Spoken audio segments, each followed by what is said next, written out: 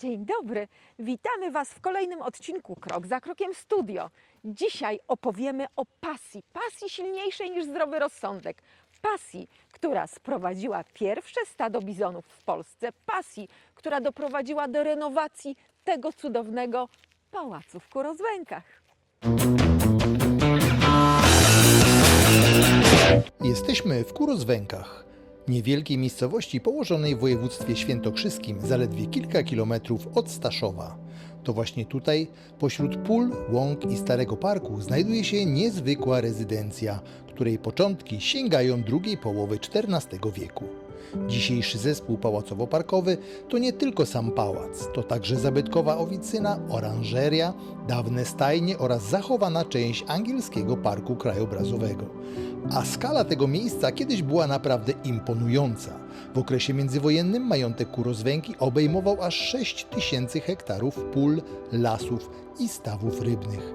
Przez stulecia średniowieczny zamek zmieniał swoje oblicze, aż stał się barokowo-klasycystyczną rezydencją, którą widzimy dzisiaj. Ale Kurozwęki kryją znacznie więcej historii, niż można dostrzec z lotu ptaka.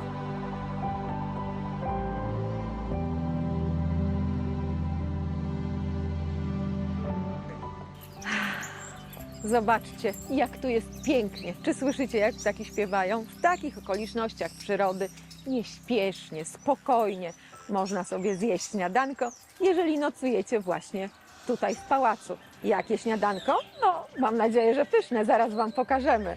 Ale poza tym chill.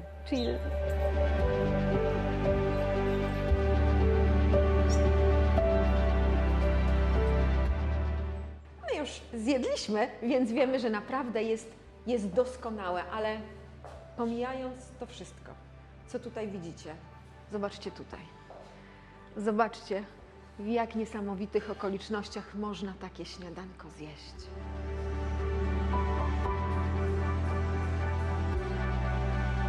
Historia pałacu rozpoczyna się w XIV wieku. Był własnością kilku rodów, możnych rodów rycerskich, szlacheckich i okoliczne dobra również. Natomiast od 1833 roku pałac i te dobra przeszły w posiadanie rodu Popielów za sprawą małżeństwa z dziedziczką Sołtyków, po prostu. I wówczas naprawdę rozpoczyna się cudowny i wspaniały okres w historii tego pałacu. Okres, który trwa do dzisiaj. Ja właścicielom zaraz przypomnę, że za niedługo to będzie 200 lat rodu Popielów właśnie w Kurozwękach. Może jakaś imprezka, może nas zaproszą, nie wiem, sprawdzimy. Ponieważ w tej chwili również Popielowie władają tym miejscem, również Popielowie dbają o to miejsce i wkładają całe serce w to, aby to miejsce wyglądało właśnie tak.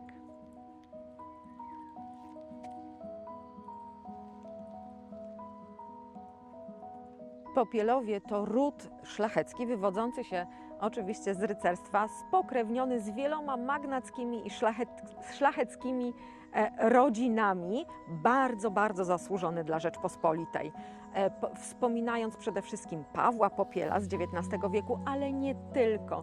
To przede wszystkim osoby bardzo zaangażowane w działalność niepodległościową Rzeczpospolitej, uczestnicy wielu powstań narodowych, również w II Rzeczpospolitej, walnie przyczyniający się do tego, aby młode państwo polskie stanęło na nogi. To również oczywiście uczestnicy kampanii wrześniowej, to więźniowie oflagów.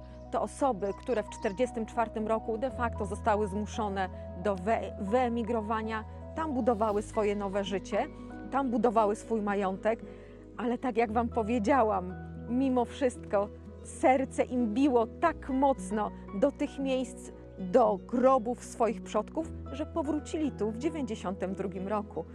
Proszę powiedzieć, jak to się stało, że w 1992 roku Jean-Martin Popiel, mieszkaniec Belgii, obywatel świata, postanowił kupić ruinę, ale swoich własnych przodków. Wuj Marcin, brat mojego ojca, Tak, zmarł 91 rok. tak, W 89 rok był u nas w Kanadzie tak. i mówił, co będziecie zrobić Z siedzibą swoich przodków. Tak, właśnie, co będziecie zrobić, a my, wiesz, co mamy zrobić, nie wiemy.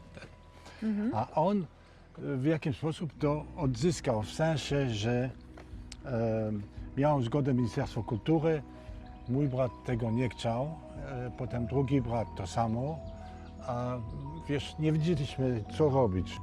Ksiądz Marcin, był księdzem, święty człowiek właściwie, ale jeszcze zalegało, wiesz, że ten majątek, wiesz, się Popada niszczył, w podpały, ruinę. ruiny i tak dalej.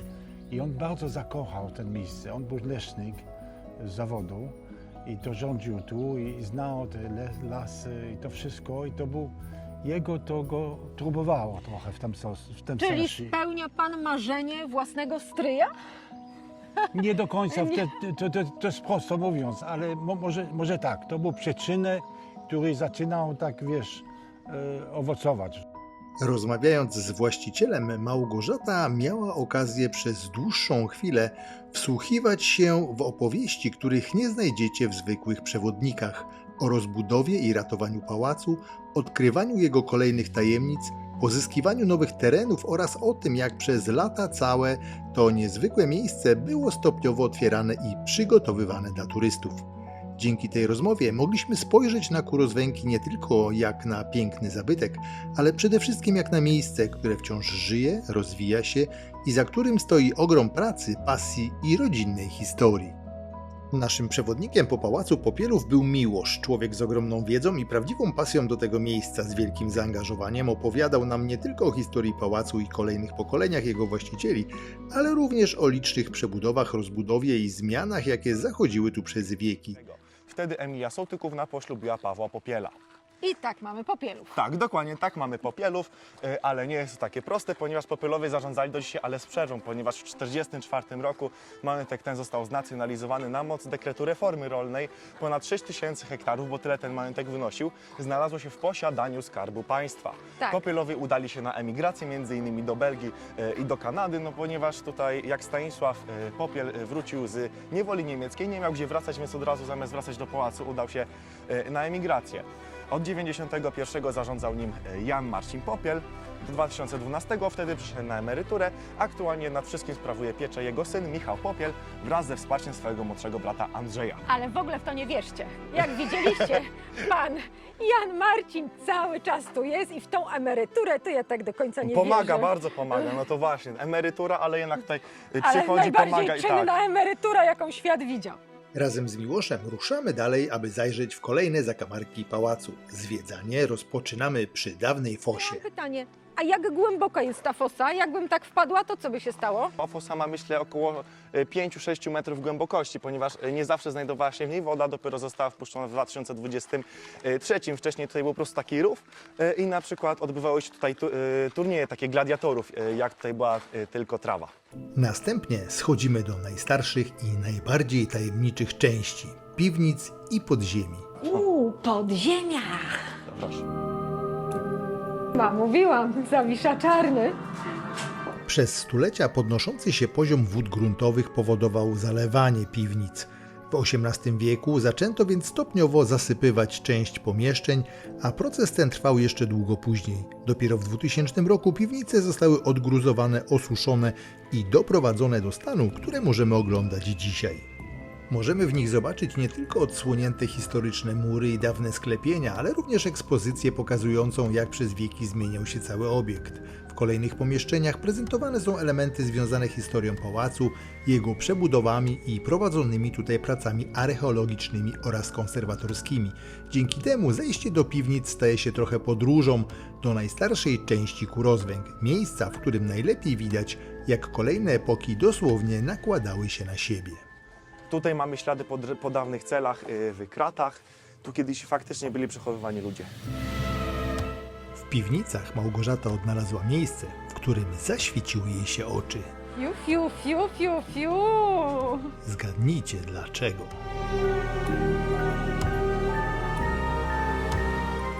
Z podziemi wychodzimy na wewnętrzny dziedziniec otoczony krużgankami i ruszamy dalej przez kolejne kondygnacje pałacu.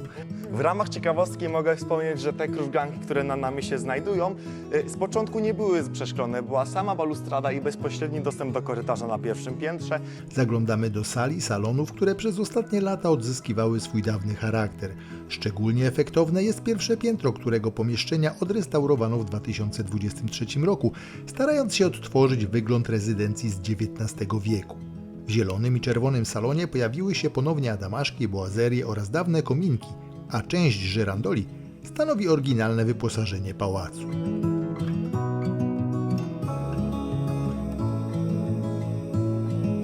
Przechodząc kolejnymi korytarzami, oglądamy obrazy i detale wyposażenia, a Miłosz zwraca naszą uwagę na elementy, które łatwo byłoby przeoczyć. W salonie portretów znajdują się reprodukcje dawnych portretów związanych z pałacem, których oryginały przechowywane są w Muzeum Narodowym w Kielcach.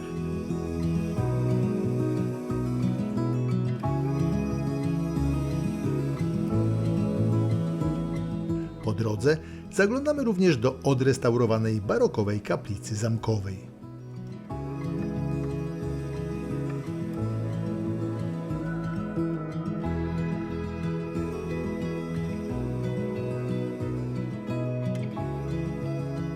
Sala balowa to jedno z najbardziej reprezentacyjnych wnętrz pałacu. Po renowacji odzyskała elegancki charakter dawnej rezydencji i dziś przypomina o czasach, kiedy odbywały się tu uroczystości, spotkania i bale.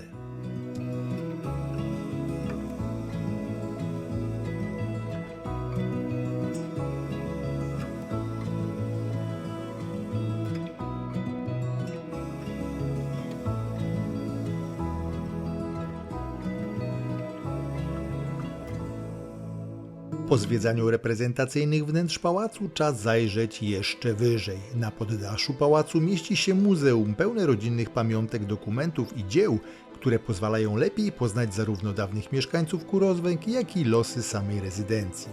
Szczególne miejsce zajmuje tutaj kolekcja związana z Józefem Czapskim, wybitnym malarzem, pisarzem i świadkiem historii XX wieku.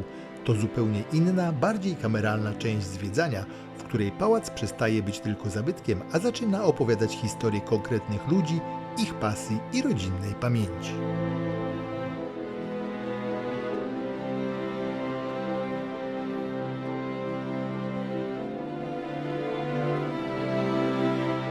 Wspaniała, niesamowita inicjatywa, czyli na szczycie pałacu zrobiona część muzealna, Muzeum Czterech Rodzin. Dlaczego czterech? No, 4 rody, które były właścicielami pałacu.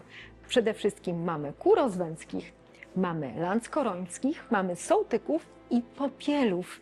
Także na przestrzeni 700 lat te 4 rody władały tym miejscem, a samo muzeum jest oddaniem hołdu dla przodków, jest oddaniem hołdu dla pamięci dziejowej tego miejsca. Cudowna, niesamowita inicjatywa, przepięknie, przepięknie zorganizowana. Także jak przyjedziecie, to nie tylko wypoczniecie, ale też liźniecie tej historii.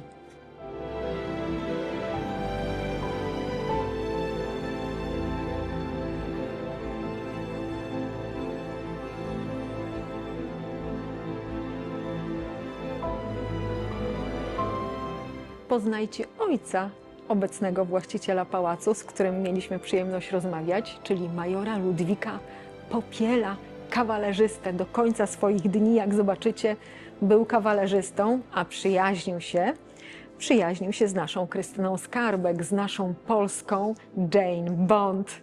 Także macie ich tutaj na wspólnym zdjęciu. Niesamowity kawał doskonałej historii.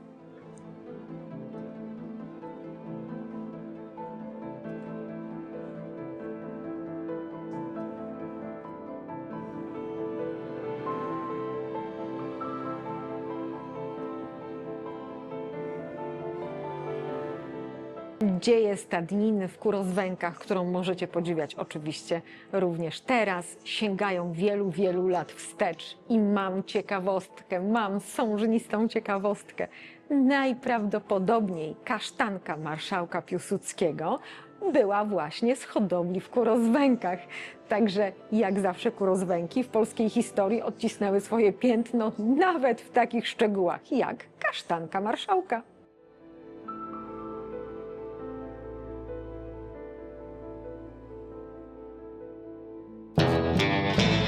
Po historii pałacu i muzealnych wnętrzach przenosimy się w zupełnie inną część Kurozwęk. Jedną z najbardziej charakterystycznych atrakcji tego miejsca jest hodowla bizonów amerykańskich, która od lat przyciąga tutaj turystów i stała się jednym z symboli całego kompleksu. Jakie atrakcje jeszcze zapewnia pałac w Kurozwękach? Otóż jest to pierwsze w Polsce stado bizonów. Tak, nie przesłyszeliście się, prawdziwych amerykańskich bizonów. W tej chwili jest to 70 sztuk. Zaraz pojedziemy sprawdzić, jak one się tutaj czują na świętokrzyskiej ziemi.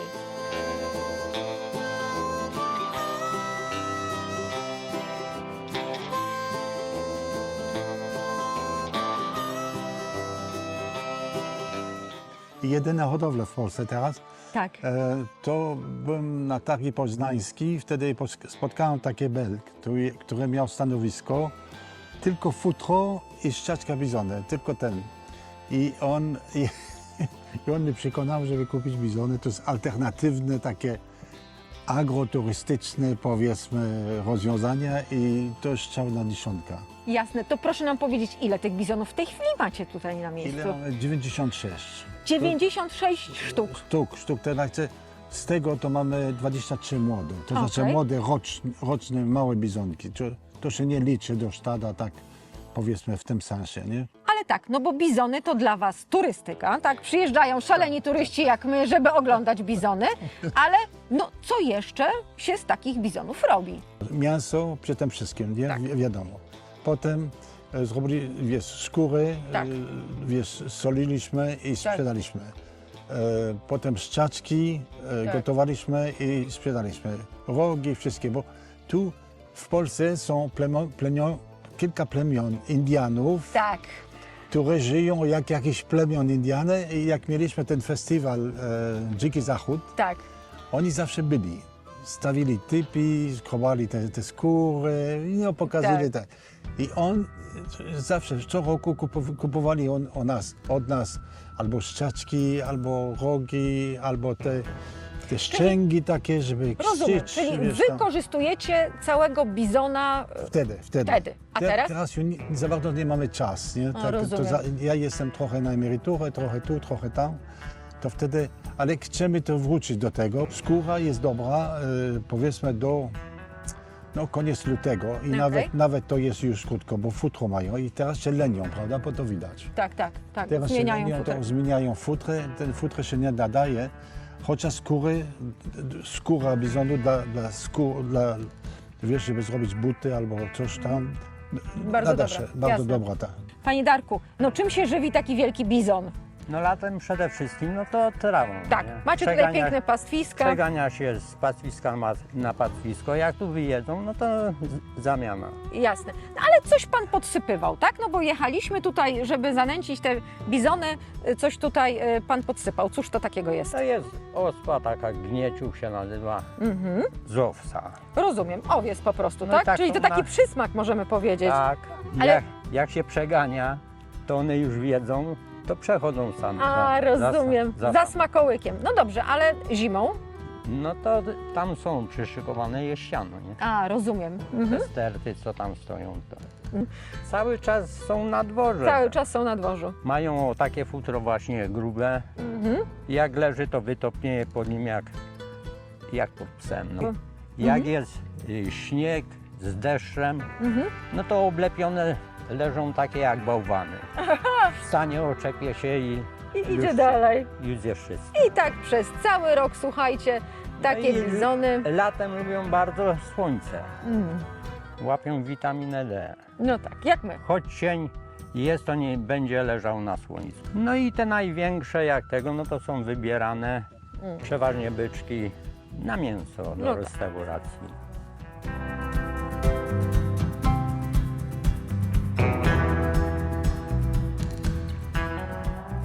Kolejną atrakcją Kurozwęk jest ogromny labirynt wycięty w polu kukurydzy. W sezonie 2026 zajmuje powierzchnię aż 4,5 hektara, a jego tegoroczny motyw nawiązuje do Józefa Czapskiego, patrona roku 2026, którego obrazy można oglądać również w Pałacowym Muzeum. Każdego roku labirynt otrzymuje nowy kształt. Zwiedzający dostają mapę i podczas przejścia odnajdują ukryte punkty, rozwiązując przygotowywane zadania. W samym środku znajduje się również wieża widokowa, z której najlepiej widać skalę całej konstrukcji.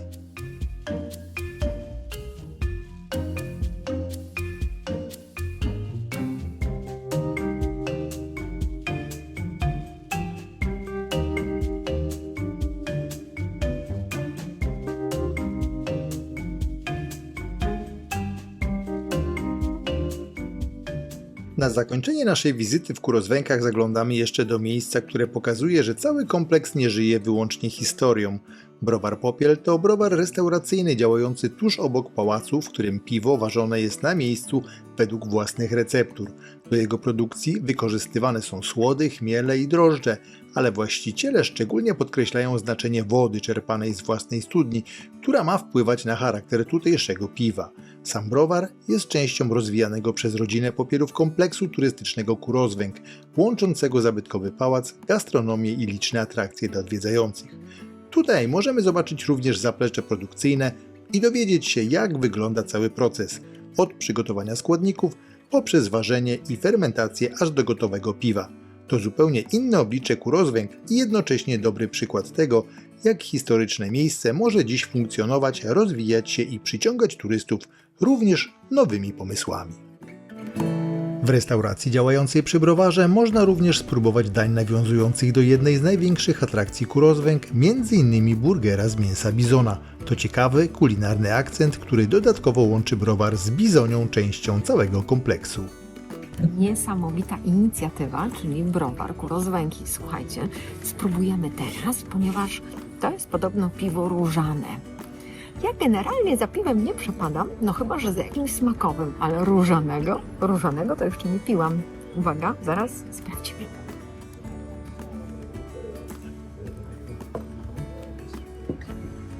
No róża wyczuwalna niesamowicie, naprawdę. Słuchajcie, przepyszne, bardzo dobre. Inne zupełnie dobre.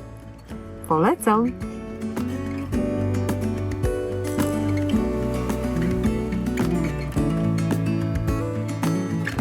Mimo tej ogromnej pracy, która została już zrobiona, ile jeszcze przed właścicielami wyzwań. Przepiękny, chciałoby się powiedzieć, mickiewiczowski dworek. No w stanie, jakim jest, każdy widzi. Natomiast czy się poddają? Nie, to jest po prostu kolejne wyzwanie. Na pewno też będzie zachwycało za czas jakiś.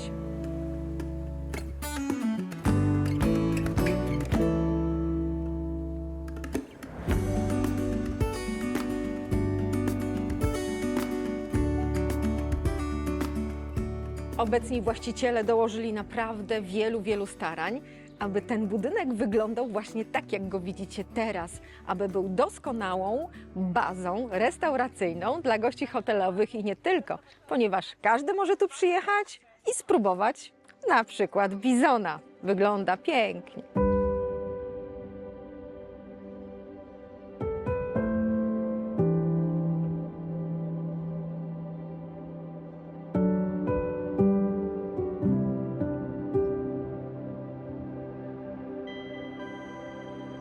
W tych pięknych, lawendowych, pachnących okolicznościach przedstawiam Wam oficynę, czyli budynek wschodni. Wybudowany również w czasie tej bardzo gruntownej przebudowy w latach 1772 do 75 z projektu, a jakże Franciszka Knoxa w stylu barokowym. W tej chwili znajdują się tutaj 2 apartamenty i wspólny salonik.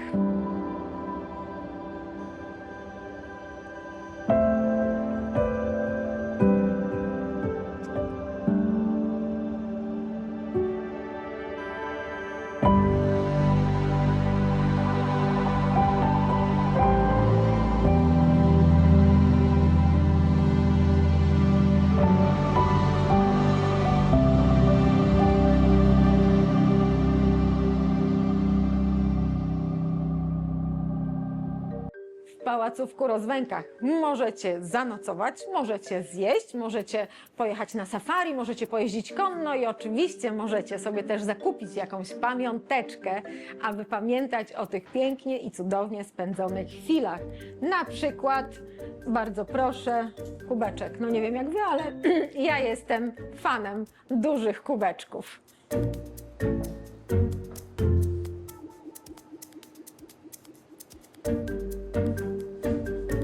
Poza ceramiką oczywiście jest tutaj szafa pełna pyszności, czyli mamy piwko z tutejszego browaru, ale coś, co chcieliśmy Wam pokazać, co myśmy już sobie zakupili, czyli bardzo proszę, na przykład kiełbasa z bizona, może być smalec z bizonem, no wiecie, to jest jednak niecodzienna rzecz, a tutaj możecie jej spróbować i możecie zabrać ze sobą do domku. Naprawdę powiemy Wam, jak smakuje. Dobiega końca nasza przygoda w pałacu w Kurozwękach.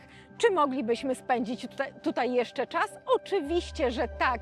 Mam wrażenie, że tylko dotknęliśmy tych wszystkich atrakcji, które to miejsce oferuje.